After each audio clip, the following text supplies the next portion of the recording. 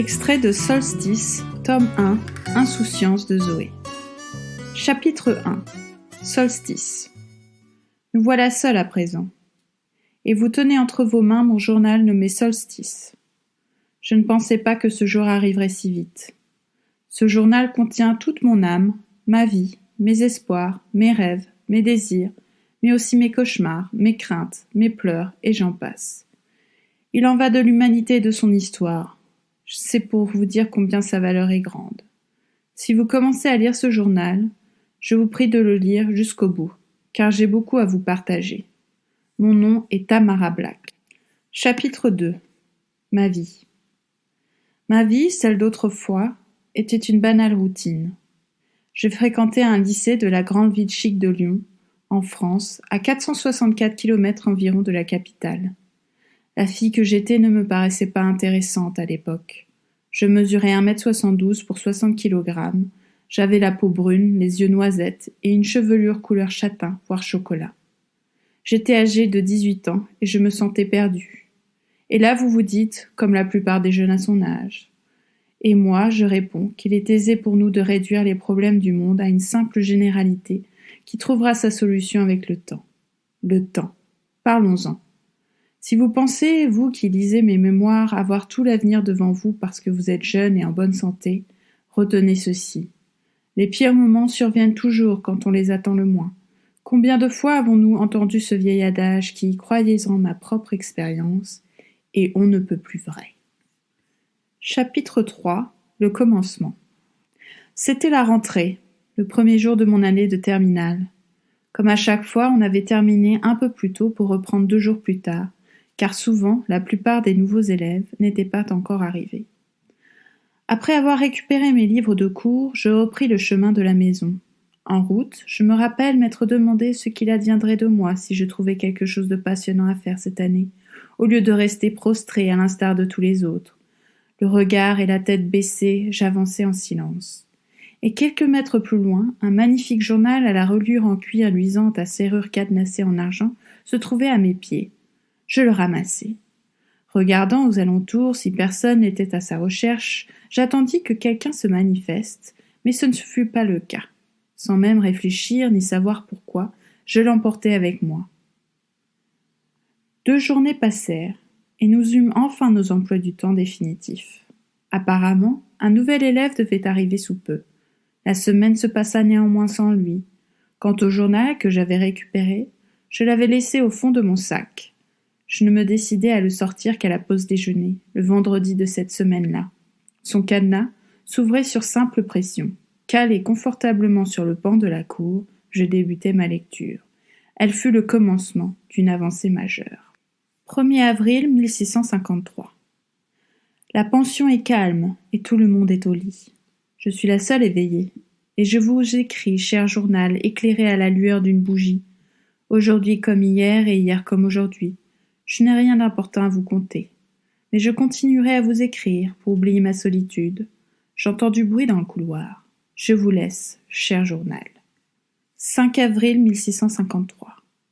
Comme à mon habitude, je me tenais seule d'un côté de la cour, n'attendant rien qui puisse réjouir mon cœur ce jour, comme ce fut pour les autres quand elle s'avança vers moi.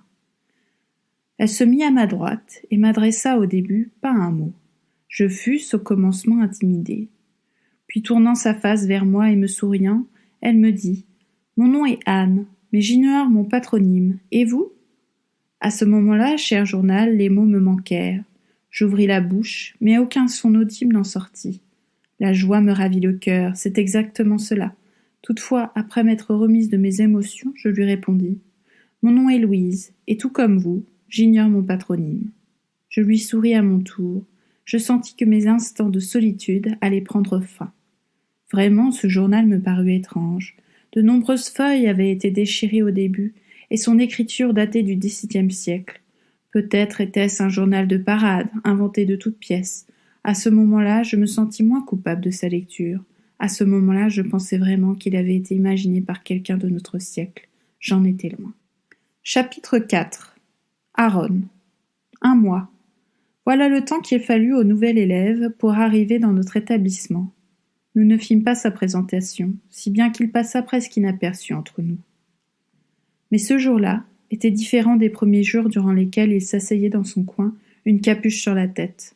Il était beau de figure, mesurait 1,86 m, avait la corpulence d'un athlète ou d'un soldat. Il avait les cheveux bruns, les yeux gris, les traits fins et durs, harmonieux. Ce qui me frappa le plus chez lui, c'était l'expression de son visage. On aurait dit qu'il était perdu. J'ai donc décidé de m'en rapprocher.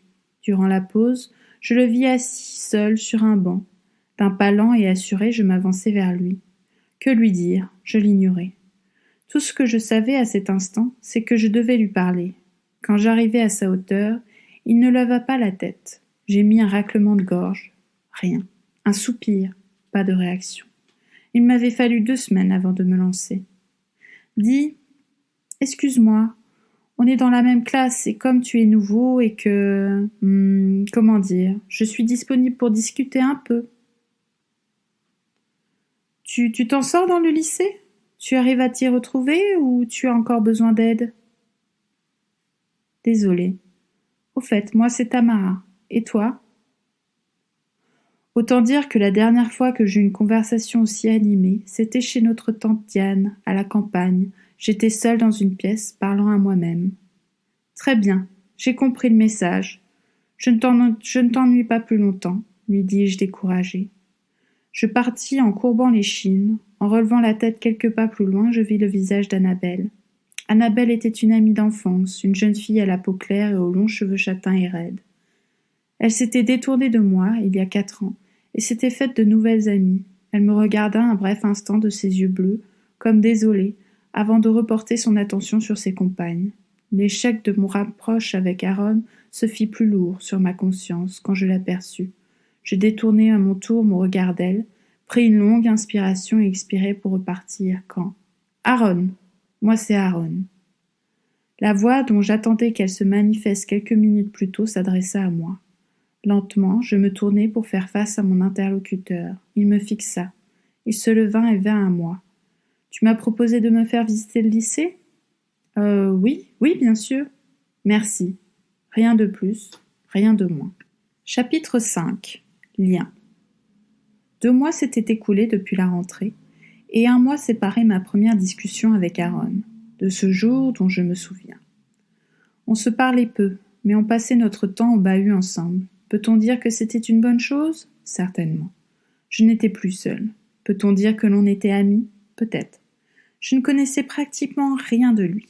Mais lui non plus ne savait rien de moi. Il faut dire que l'on se fréquentait depuis peu, et de savoir seulement que quelqu'un passerait la journée avec moi me satisfaisait. Le journal que j'avais récupéré sur le chemin du retour était encore en lieu sûr dans mon sac. Malgré l'histoire troublante, je continuais ma lecture. 10 avril 1653. Anne. Quel prénom merveilleux pour une personne formidable. Quelle chance j'ai. Je me mets à la regarder durant nos temps de jeu, dans la cour. Je la respecte déjà beaucoup. 12 avril 1653. En marchant dans le couloir menant aux chambres, cher journal, je surpris une conversation entre une dame et la directrice de l'orphelinat. L'échange fut vif. Il semblait qu'elles se disputaient. Quand elles eurent fini, la directrice s'en alla vers ses appartements, tandis que l'autre dame ne fit aucun geste. Lorsque cette dernière se tourna et que j'aperçus son visage, je ne la reconnus point. 16 juin 1653. Un couple se présenta ce jour à l'orphelinat. Ils étaient élégamment parés. Il fut accueilli par madame la directrice qui semblait ravie de le voir.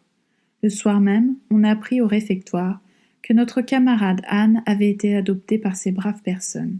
J'en étais tellement affectée, cher journal, que j'en perdis l'appétit. Qui me protégerait quand tout irait mal, qui me sourirait avant de m'embrasser tendrement sur le front? Qui pourrais-je bien regarder durant nos temps de pause? Je n'en fus que plus malade. Quelle imagination avais-je pensé? Le lundi suivant, comme à mon habitude, j'arrivai plus tôt devant les grilles de l'école où j'attendis Aaron. Quelques minutes après, je le vis descendre de voiture, un individu à sa suite. Ils discutèrent, et tout à coup, Aaron parut agité. Par réflexe, je m'approchai de la scène. L'individu de sexe masculin posa alors son regard sur moi. Ils échangèrent encore quelques mots, puis Aaron, à grands pas, se dirigea vers moi. « Est-ce que ça va ?» lui demandai-je. Mais lui, sans s'arrêter, passa à côté de moi et me dit le dos tourné. « Ouais. Allez, viens, je ne veux pas prendre un bain de foule. » La matinée s'égrenait en silence. Rien de neuf. Aaron semblait loin comme au premier jour. À la pause déjeuner, après un coup de fil, ce n'était pas mieux. Le repas fini, nous partîmes nous mettre sous un arbre de la cour. « Tu m'as dit un jour que tu étais une enfant adoptée. »« C'est ça, interrogea-t-il. »« Oui, pourquoi ? » ?»« J'aimerais mieux te connaître. Parle-moi de toi. » Il avait l'air nerveux. « Je vivais dans un foyer de l'enfance ici même. J'ai été adoptée par ma famille actuelle à l'âge de 6 mois. On m'a raconté par la suite que ma mère était trop jeune et ne pouvait donc pas subvenir à mes besoins. C'est pour cette raison qu'elle m'avait placée à l'adoption. En tout cas, ce que je crois, c'est qu'ils servent souvent les mêmes excuses. Au final, je me dis que ça n'a pas vraiment d'importance. Elle est partie et je suis loin d'elle. Je pris un moment avant d'ajouter. En fait, je n'aime pas beaucoup parler de moi. Il ne dit mot. Désolée, je sais que tu veux mieux me connaître, mais ce n'est pas bien grave. À dire vrai, moi non plus je n'aime pas parler de moi. On est deux alors, lui dis-je, et nous nous sourîmes. Le téléphone d'Aaron sonna à nouveau. Il décrocha et s'éloigna. Quand il revint, il parut encore plus tendu. Je lui dis donc « Je ne te poserai pas de questions si ça peut te rassurer. » Il regarda un moment dans le vide et finit par dire « Disons qu'une connaissance de longue date est sur le point de venir me rendre une petite visite. Et je m'en serais bien passé. » Il avait dit ces mots en les crachant, tel un venin.